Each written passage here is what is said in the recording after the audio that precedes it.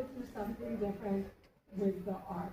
I'll just say one more thing. It's not fair that there's some people that get all the arcs and other people get shut out. Yeah. You should only be allowed 1 or 2 arcs for the weekend. It's not right. I see people like this, and then there's a lot of people that didn't get arcs at all. And then you see them being resold in And about then 6 hours. Resold. Yeah, That's absolutely. what happened at Book Fest in Barnes and Noble. Yeah.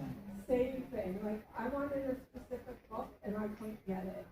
And now I know that book is probably going to be resold because it's a very popular author and it's her art.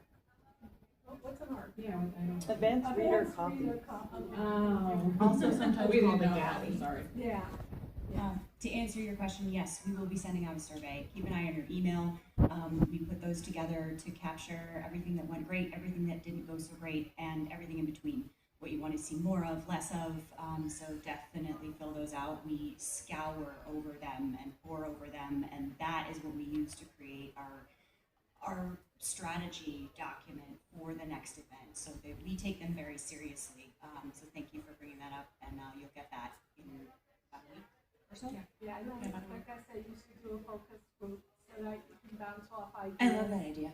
With readers so that you can know what might work and what might not. I love that That's idea. it, I'm done. Thank you. I read our post-show survey with a bottle of wine. A quick note on that, really quick as well. I know one of the other things that we've been hearing people have had issues with is getting our emails, and is something I have been working with on tirelessly, fighting with our IT team to figure out what's going on. So if you do not get the survey for whatever reason, reach out to our customer service team in about 2 or 3 weeks. They can get you a direct link if they have your email address, and just make sure you get that. So if you have any issues or you're one of those people having issues, just make sure you reach out to them and they'll grab that for you. Right in front. Hi. I was just wondering how you guys, how you guys decide which authors come to BookCon.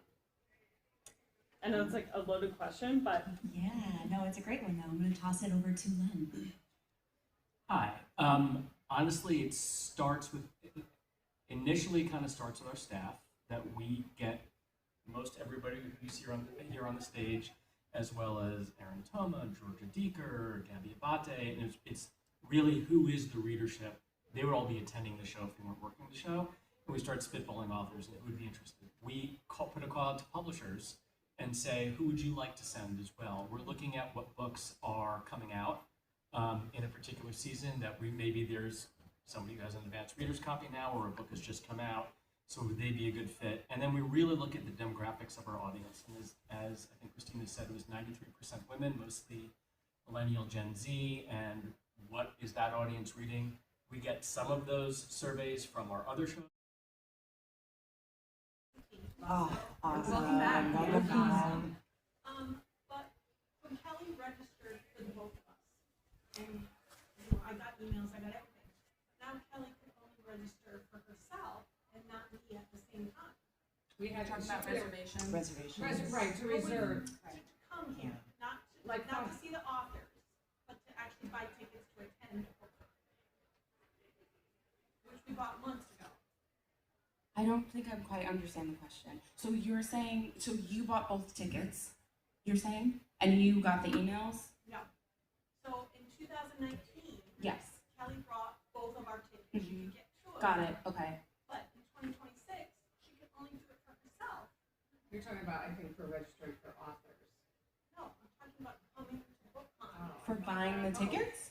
You should have been able to buy more than one, The yeah. only time you would only be able to buy one is if every other ticket's being held. Yeah, no, I think I bought. So that's, okay, sorry. Then it must be. That's okay. That's okay. This is the same space. No So I worries. did buy the two. Okay. I did buy the two, and then I was out of the country, and I wanted her to buy, because we wanted to do the authors together. Got it, So okay, what's the that makes It sense. was, so she couldn't do, like, last time I did the reservations in 2019, it was easy peasy. Yeah, it was at 12 o'clock, you had to get online, and it was fine. I don't know what happened this time, I know you're working on it, but it But was she can do both of us at the same time, so I could do, because we Yeah. both wanted to see the same authors, but, so I gave her all my information, because I was out of the country, I couldn't log in, And she said she was in queue for an hour, as you know what happened. So we got logged out of all the authors, Yeah. which we were shocked, but that So was. that's just, you know, I didn't know you were gonna have a survey, but my suggestion is if you're coming with a friend, you can't get into the same authors at the same time. And, you know, that's a little bit frustrating. That's right. We can give you some background on that and the reason why we didn't do it this year. It's open to change it, but one of the things that we've seen on some other shows is people will just scoop what's available, and so then the people who really want them can't get them because they're like, oh, I might get it just in case my friend wants to come, and then there was no way to give them back, and so it makes it a little bit difficult. The system we use this time does allow you to give it back if you don't want it anymore, but we decided to just to try it so that more people had access, and we know they were still very limited, but it allowed people to get for themselves and then they'd focus on what they really wanted versus scooping up, well, I can get 2, so I'm going to get 2 just in case. So it's definitely something we'll consider for the future. Absolutely, we know that coming with friends is a whole part of this, and that's really important. But just to give you some background, you know, we have to kind of weigh what is the right decision in the moment, and we're open to that feedback to change it for the future. And I just have one question. Do you guys take volunteers, or do you use the Jacob Javits employees to do your volunteering, or can people just say, I want to sign up and be a volunteer? Something maybe then we can just meet the authors. We actually work with a crew program, a team called Career Group that it's an amazing, one of our crew members Thank you. in the back. And we consider them part of our team. We bring them to our other show here in New York. We use them at all of our shows because they know the building so well, they know how we operate, and they're fans themselves and understand your needs and how to make the show a great experience for you. I was just curious. Thank you. Is that a green and white? Yeah. With the wolf bird shirt, love it. But first of all, I'm very happy that it came back to New York, so thank you for that. Just a little bit of a suggestion, something that happened today. People who went to certain panels, for example, the Christina Lauren and the P.K. Lawrenson, we were unable to go to the signings after because the lines were already packed before the talk ended, and you know, for some of us, the whole purpose of coming today was for that, so that was a little disappointing. So if we could just do something to ensure that the people who are actually at the panel get their book signed, even if it's getting it signed in that room. Yeah, that's a good suggestion. Thank you. Sunglasses on her head. Regular glasses? Reading glasses, reading glasses. Yes, I'm excited that BookCon is back, so thank you. So kind of a boring question, how many tickets did you sell in VIP and premium VIP? All total, it was just under 1,000 of total. So it was about 200 premium and 800 regular VIP. And how many general admission? All totaled 25,000. Thank you. Yeah. 25,000? Yeah.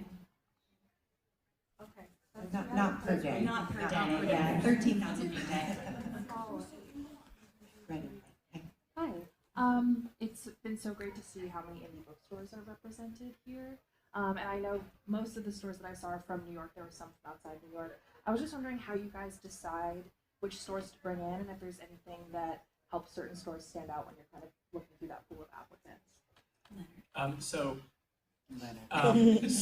there are 2 ways stores are here. One, there are some stores who just like Steamy Lit has a booth here, and they're all welcome to apply for a booth, and we have a lot. I think there was 8 or 9 bookstores at booths.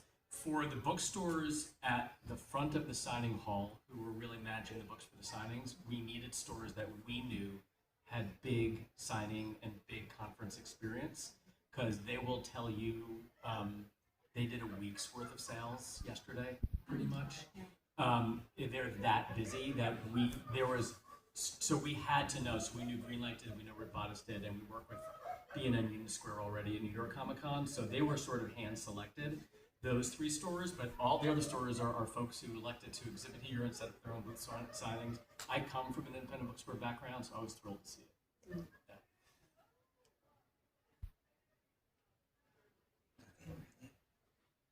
Don't be shy. Don't be shy. That's okay. Ask the question. Ask the question. Go ahead. I've never experienced it. Yes, thank you. Oh, brave soul.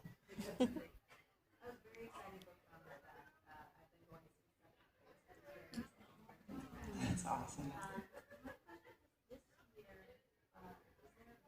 why when we did like the signing, author signings, we had people go to the booths and buy the books rather than in previous years.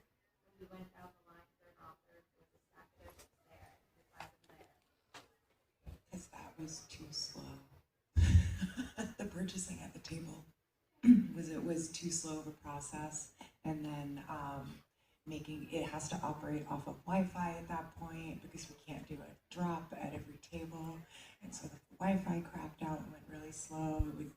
Not everyone would be able to get in. That's very truly, it was down to like an operations. It's all in the details. Hello. I guess I just have a question this time. How do you pick what the panels will be?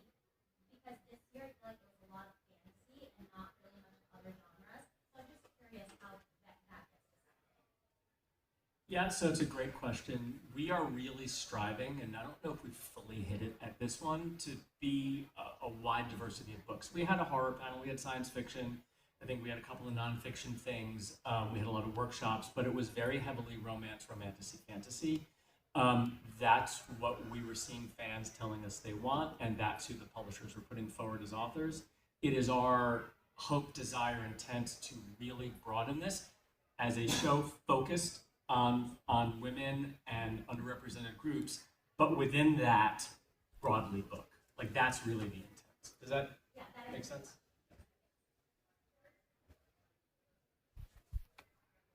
Can I ask you what you wish you saw more of? Well, I really enjoy either contemporary fiction or romance, and I do feel like even the romance panels I like to turn into fantasy or I'm not against the genre, just not something I typically read. Yeah. Just more other genres. Great, super helpful.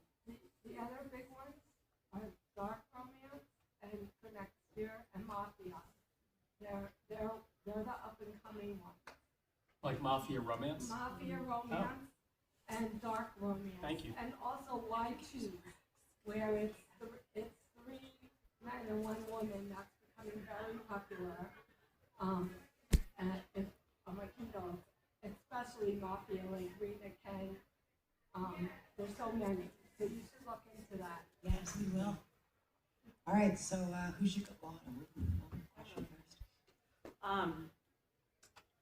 This might make it too broad, but I mean, have you guys ever thought about bringing in middle grade? Middle grade is tough. For this year, we intentionally wanted this to be a place where guardians could find a babysitter and come with their book groups and have a glass of wine and enjoy themselves. So we didn't program any content for kids intentionally. Middle grade has always been tough because though we love our middle grade readers, putting content on a panel format that they might love to read the books, panels didn't always go very well when we used to do that. They didn't want to sit there and listen to a panel for that long. Maybe they wanted to get the book signed, but we never were able to strike the right balance of content for middle grade readers. Definitely open to explore it if there is interest there, but it always kind of fell a little bit flat when we did it in the past. Speaking of panels, I'm curious, how do moderators get chosen for the panels? So we, a couple of different ways. Sometimes it'll come in through a publisher. Like if the publisher suggests, if it's one author, they may, if it's a spotlight panel, they may say, hey, we'd like this person in conversation with this moderator. Sometimes we're just scouring the landscape to see who knows this topic and who's available. There's a couple of moderators who are kind of semi-professional or actually professional moderators that we will have on call if we can't find somebody else. So it's sort of all over the map. Did you think the moderators worked, not worked? It was really just one panel I went to wanting to talk about a specific topic, but the way that the moderator was asking questions completely derailed the conversation into more of like a fandom conversation. Gotcha. Yeah. I would love to know after this, so we don't out anybody, but I'd love to know what panel that was. Okay. That would be helpful. Thank you. So who should go on the invite list for next year? John Green. Oh my God. That's OG. Right. I was surprised he wasn't going to be here this year. try to get older women, because if you're trying to get like middle-aged older women, you have to look into romantic suspense and military romance, because a lot of the middle-aged women, that's what they need. Awesome, thank you. I know. Listen. All the way in the back. Hi. I'm so sorry. That's a good one. Yeah. And right next. Yes. Next year, save the date, April 10th and 11th. Yeah.